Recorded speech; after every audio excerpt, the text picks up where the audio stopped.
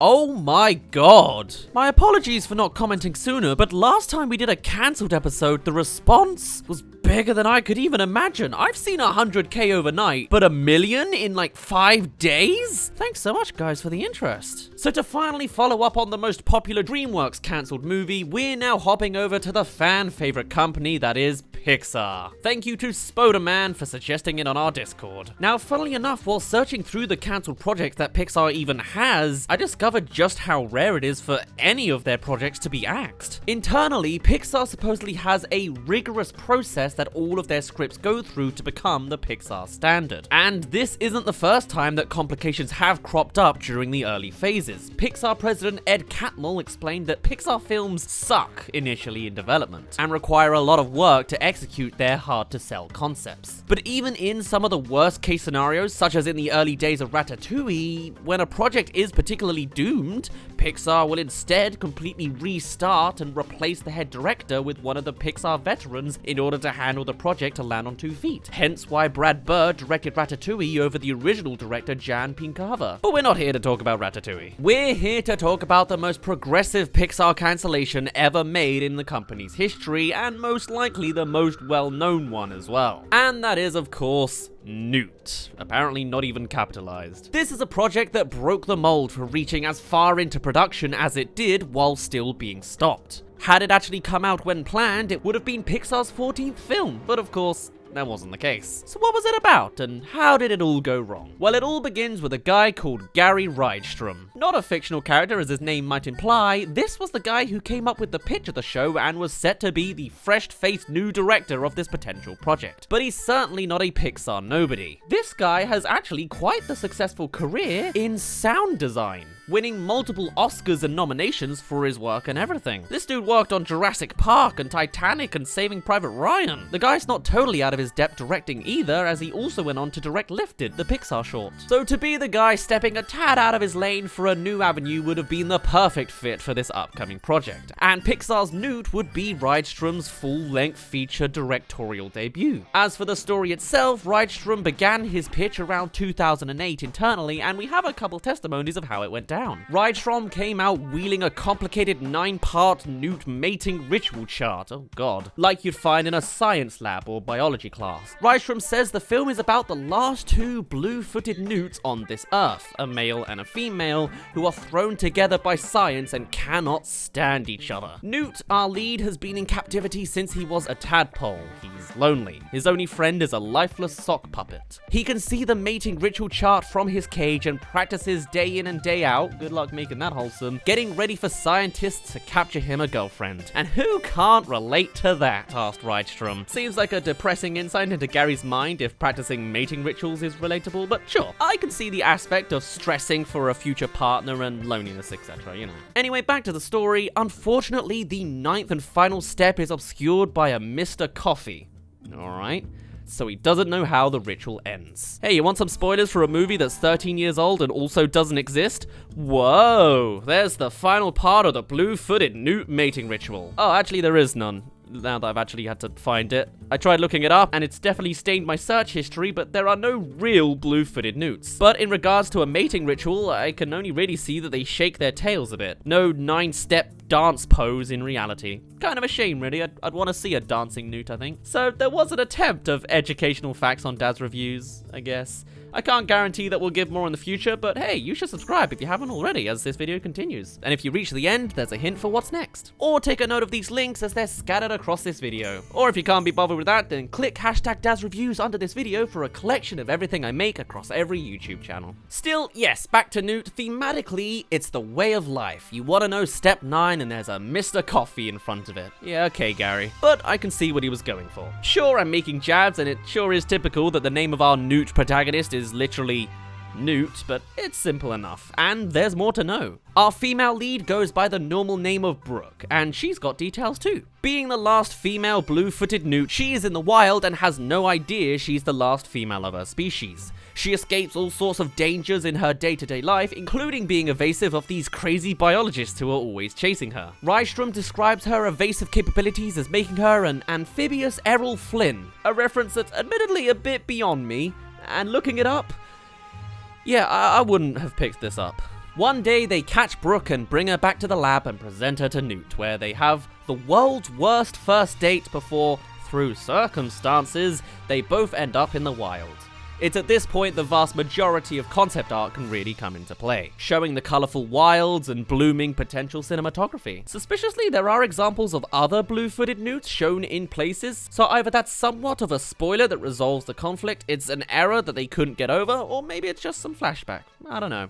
We'll never know. Even still, Newt is worthless out here, but Brooke gets him through the trials. They meet a character named Eddie, a giant hellbender salamander. Hey, I actually know what that is through Animal Crossing, kinda. And fun fact, salamanders and newts are both part of the same family, the Salamandridae family. All newts are salamanders, but not all salamanders are newts. Anyway, Eddie's a ladies' man and passes along his incredibly shallow ideas of love to Newt. Great. Of course, they predictably don't work. And that's the most of these super detailed parts of the story, at least in writing. Seemingly simple enough, but there are cracks to be pried here and there, and we'll hear about them soon enough. But also, let's take a closer look at all of the visuals we did get to see, as there are elements not mentioned in these verbal synopses. We could see other newts were to make an appearance in at least one other color form, if this lily pad art is anything to go by, but there's also a surprising emphasis on the scientists themselves in the art, strongly suggesting that they too were set to be main characters of the story. In fact, with one of them being male and the other female, I wouldn't be surprised if there was a romantic dichotomy going on there just for the sake of theming. Still, there is an extra look at the female scientist in particular, seeming like the artsy type as well, based off of this bird-watching shot where she's seen painting a couple hummingbirds too. A real insight to her personality. Though maybe that's just when she takes her glasses off. Every other shot seems way more in business mode for her. There are other inclinations of characters, like this collection of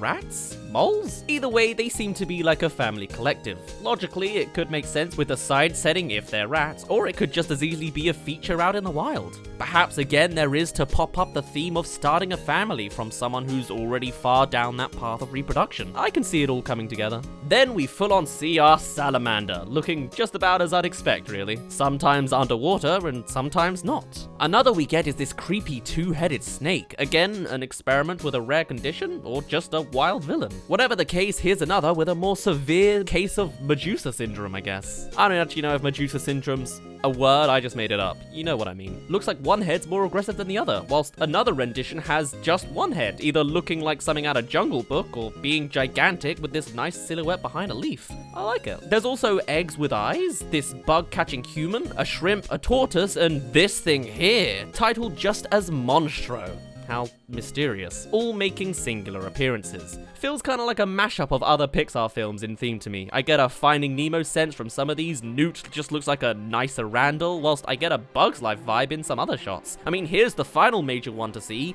a giant owl as a for certain wild antagonist. First seen out on some countryside fields, but then in this really beautiful concept shot along this wooden hallway. I can only imagine how that would have all panned out visually, especially with the modern cinematography of Pixar films in the last decade. I mean, the other landscape shots are pretty great too. Mossy rocks and a river, gangly crop fields, overhead leafature to squint at, smelling at flowers for the first time, the Newt crossing sign over a tree trunk, or this dynamic shot on top of a speeding car in the rain. It looks great. And my personal favorite, underwater at a lily pad pond. Mwah.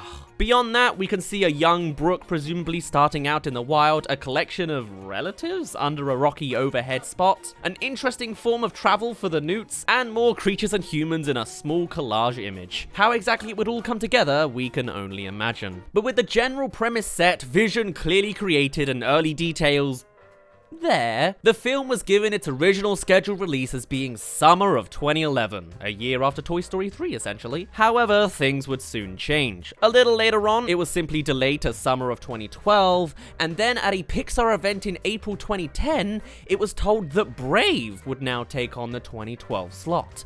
And Newt made no such appearance at all. It wasn't given an updated release date or anything. Additionally, the film was removed from Disney's A to Z Encyclopedia supplement by Chief Archivist Dave Smith.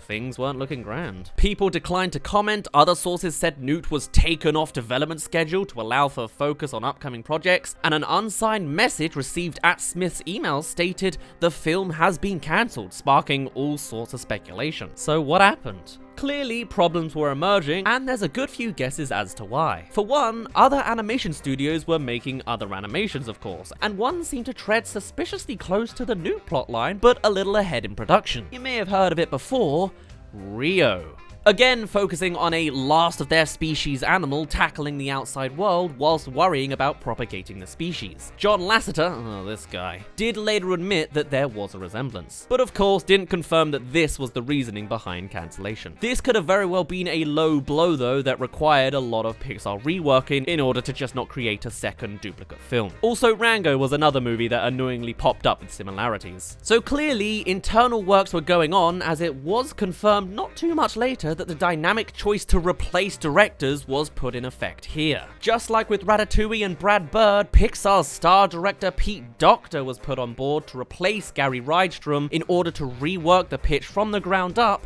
in a way that would be possible. This guy's made some movies you probably like. What we know of this reworked version is very, very little, but we do know a little bit of the Pete Docter experience, and by that I mean he had other ideas in mind. Newt was another unlikely idea that wasn't working, and when we gave it to somebody new, he said, "I'll do it, but I have another idea altogether which I think is better," as was told by Ed Catmull years later. And presumably, following an assessment of the idea, the studio agreed that this new pitch for "What if feelings had feelings" was a better, bold concept to develop over an attempt to right the troubles that Newt was experiencing. So at the end of the day, the elimination of Newt probably came from a combination of things. The idea wasn't perfect and would go on to require a lot of work internally to get the story off the ground. On top of that, other production companies were making similar movies that likely would have bogged down Newt more. And the final nail in the coffin, even when Pixar reinstalled directors, the new guy had something in mind that would ultimately become a far more workable and overall successful production in Inside Out, taking up Newt's final slot, releasing in May of 2015.